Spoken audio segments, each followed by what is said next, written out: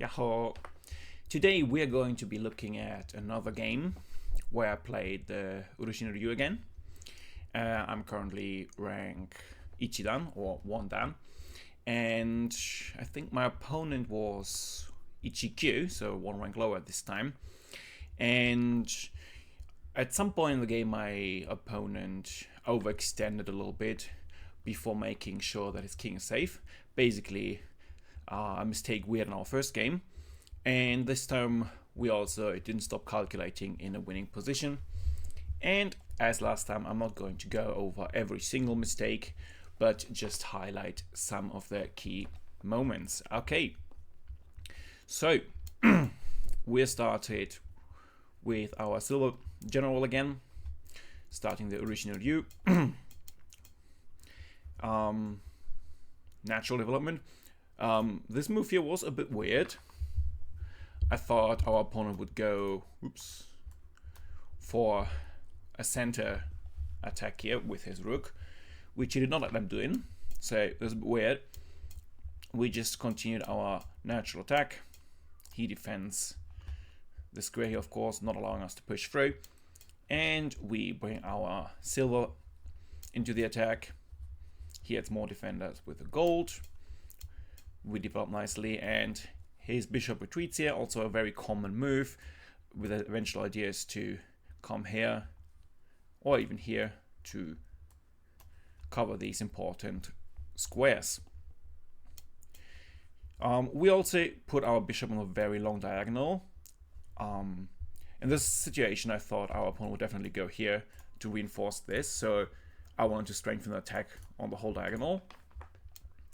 And now he moved the king here, which for me also was a bit odd, because we're having the attack here and it doesn't seem like our opponent has a strong castling here.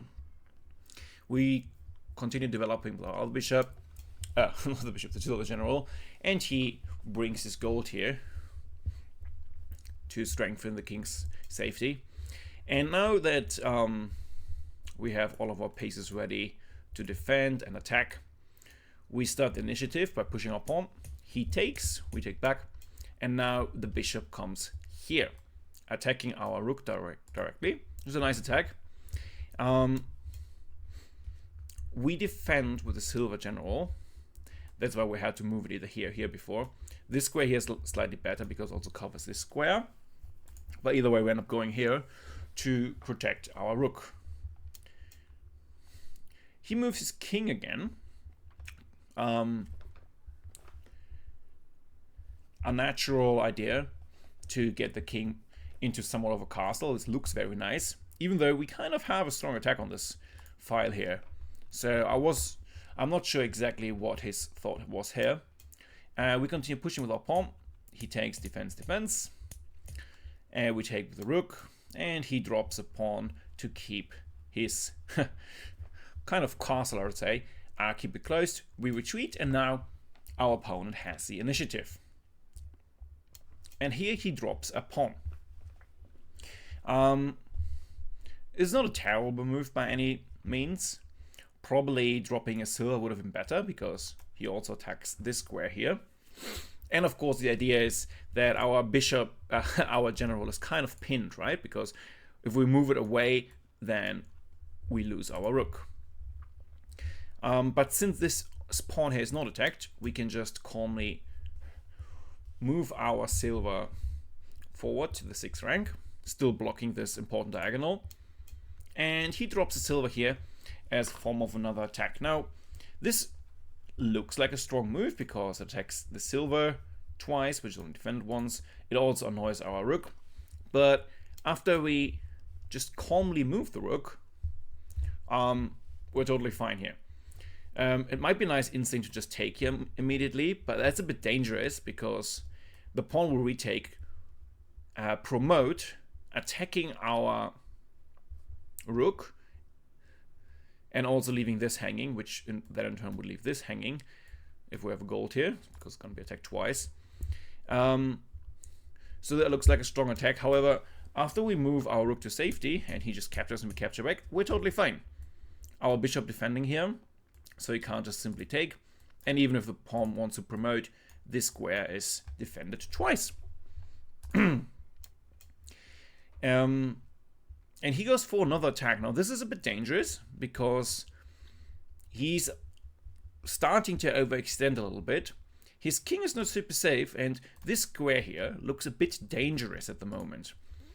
And with that in mind, you can probably see what move I went for next. I dropped the silver here, threatening to capture here, which would of course be very bad, because if we capture here, he captures back. We promote a rook, and his king is pretty much defenseless, so that would be very dangerous for him. So he can, under the circumstances, allow that. So instead of continuing his attack, he uses his king to defend. Now defending here is of course the right option. However, this is not necessarily the best way. I'm gonna pause the video to see what kind of move that invites. Feel free to do so. A better move would definitely have been to retreat the silver here, blocking our rook from attacking here, and also protecting this file. The problem with this move is that we have a silver in hand, right? So I drop the silver immediately, knowing that I can win a gold here, not forking these two pieces. And he gets one of these out of the way, which is smart, because after we take here and he takes back, he still keeps a defense here, which is very important. If in this position he went here, this would basically be game over, right? So we take, he takes back, keeping his defense intact, and now we start to bully away this bishop.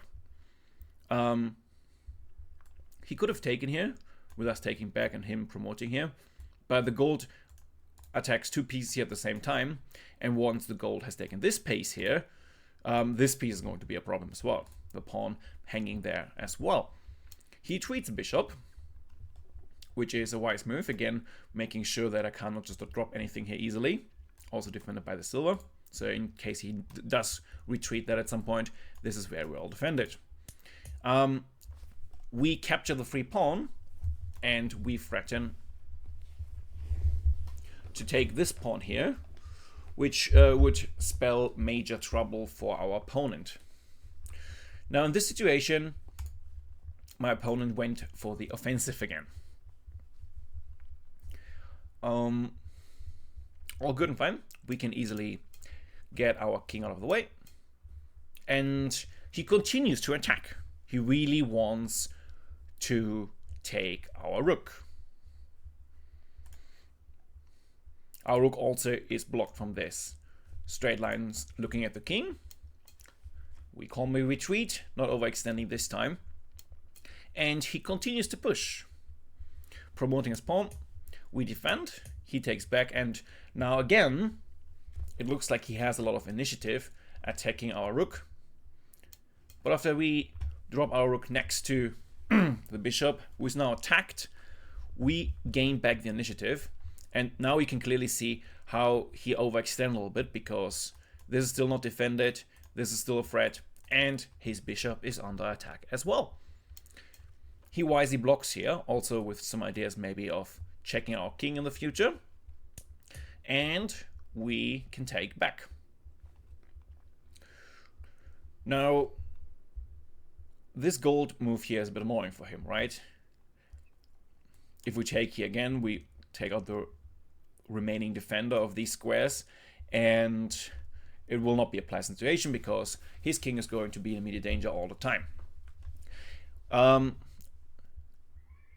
My opponent goes again for an attack, and that's a mistake we talked about in the first video, whereas continuing to attack while you really need to defend is a crucial mistake because you're overextending.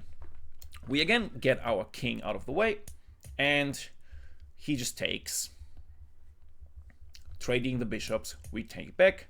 Still a rather safe king because his rook is not part of the game, so there's no rook drop coming anytime soon here. And now he puts the silver here because he needs to defend this crucial square, because after we take here, this is going to be very dangerous.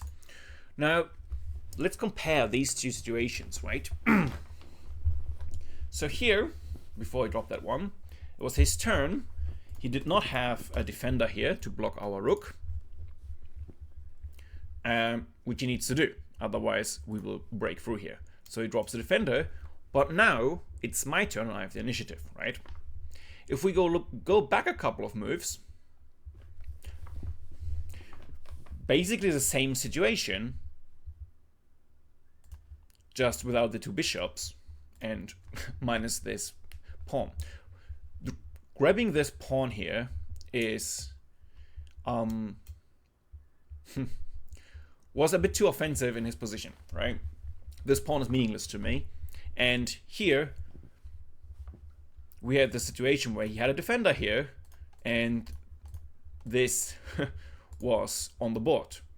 Now, after trading here, he also has a defender here, but instead of it being his turn, it's our turn now, which means we have the crucial tempo to convert that attack. And that's exactly what's happening next. We take the gold, which he should probably have taken, so he keeps some safety here. He has to take back, and this is a complete losing position, of course, because of the one tempo we had. We dropped the bishop here. In this position, I gave it some thought if the bishop drop here was correct, because if you remember last game, I very quickly dropped the gold and not calculating all of the lines, and hence losing a piece there. Luckily, it was still a winning position, but this time I want to make sure that we don't do the same mistake again. And after some quick calculation, I realized that the bishop here is completely winning. Again, if you want to stop the video and see if you can find a mate pattern here, feel free to do so. He retreats his king, we drop a gold. He retreats his king to the only possible square. It's a forced move. We take the silver, and in this situation, my opponent resigned. You can obviously not take here because we just drop a silver and it's checkmate. And he realized that there was no out. The only thing he could have done is dropping a gold here, but even that we just take, and that's a checkmate situation as well. So yeah, in this position, it was pretty lost for our pawn, obviously. While calculating, I also thought about this move, but we can just take the silver. He cannot take back. He doesn't have time for that. And if he tries to defend any of the squares, actually, we probably would even play this first, forcing him to go here, then take, and the game is pretty much over. He has no defense. Even if he takes here, this is clearly lost. So yeah, what do we want to learn from this video? I think the most crucial tempo mistake from our opponent: don't overextend while you really have to be on the defense. It was a tempo loss. After trades, it was our turn, and his rook didn't see any usage at all. Even at some point, maybe moving the gold here, the silver here would have at least allowed an extra defender here for this line, but he was completely out of the game. And knowing that we could use the tempo to win this game and punishing our opponent's overextension in this game. Well, I hope you learned something. Thank you so much for thank you so much for watching, and see you next time.